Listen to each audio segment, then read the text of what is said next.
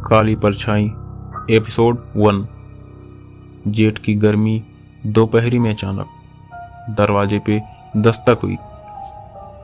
मैं घबरा कर उठा और कहा, कौन है भाई?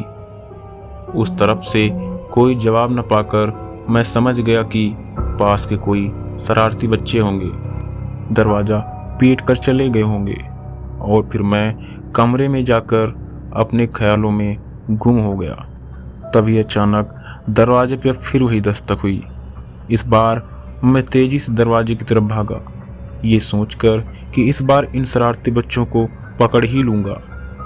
और तुरंत ही मैंने दरवाज़ा खोल दिया। दरवाज़ा खोलते ही मेरे होश उड़ गए। लगा कि जैसे किसी ने कुछ क्षण के लिए हमको प्राणहीन ही कर दिया। और फिर बेहोश हो गया। और जब मैं होश आया तो देखा कि सामने वर्मा जी खड़े हैं। उन्होंने मुझे पानी पिलाया और पूछा, क्या हुआ रमेश भाई? आप दरवाजे पर बेहोश पड़े थे। वो तो अच्छा हुआ मेरी नज़र आप पर पड़ गई, वरना इस दोपहरी में यहाँ पर कोई घर से बाहर कदम भी नहीं रखता। क्या आपको मालूम है? मैं आश्चर्यचकित सा वर्मा जी को देखने लगा और धीमे स्वर में बोला, मालूम भी कैसे होगा भाई? और मैं तो अभी तो 2 दिन ही हुआ यहाँ आए।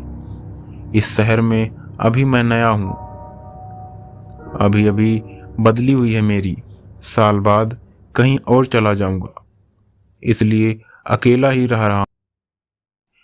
वर्मा जी हल्की मुस्कान में बोले, कुछ नहीं रमेश भाई, अभी मैं चलता हूँ, आप आराम करिए। और हाँ, कुछ भी हो जाए 12 बजे के बाद 5 बजे तक दरवाज़ा मत खोलिएगा। कल मिलता हूँ आपसे, अभी घर पे थोड़ा काम है। बस इतना समझाकर वर्मा जी अपने घर चले गए। मैं भी खाना खाकर सोने चला गया। रात में बिस्तर पर लेटे लेटे खुद को ही समझा रहा था।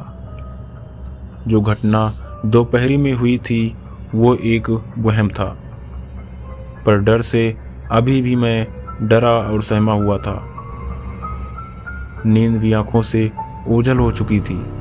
डर था या वहम, इसी कसम में सहमा मैं बिस्तर पर ही सिमटा रहा। सोच रहा था कि किसी को बताऊं या नहीं। दोपहर को क्या हुआ मेरे साथ? अभी भी आंखें बंद करता हूं तो वो मंजर मेरे सामने आ जाता है और मैं डर से कांपने लगता हूं। रह रहकर वर्मा जी की बात मेरे दिमाग में घर कर रही है। क्यों वर्मा जी ने मुझे हिदायत दी दोपहर को दरवाज़ा नहीं खोलने की? ऐसा क्या है? लोग दोपहर में घर से बाहर क्यों नहीं निकलते? मैं ये सोच ही रहा था कि मेरे दाएं कान में कुछ फुसफुसाहट सी हुई। मैं सहम सा गया था और फिर वही हलचल बाएं कान में शुरू हुई। मैं डरा सहमा, फिर वही हलचल बाएं कानों में महसूस की और उसके बाद सामने की दीवार पर नजर गई। मेरे होश उड़ गए। देखते ही देखते मेरी अपनी परछाई एक भयानक विकराल काली परछाई में बदलने लगी। चेहरा इतना डरावना था कि आदमी दिन के उजाले में देख ले तो बेहोशी हो जाए। ये तो काली अंधियारी अमावस की रात थी। वो एक भयानक काली परछाई ही थी और कुछ नहीं। ना कोई भूत प्रेत, ना कोई चित्र चुड़ैल। देखते ही देखते मंजर बदल गया।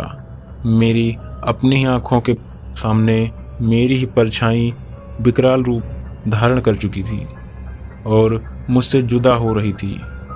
मैं ये सब देखते देखते बेहोश हो चुका था।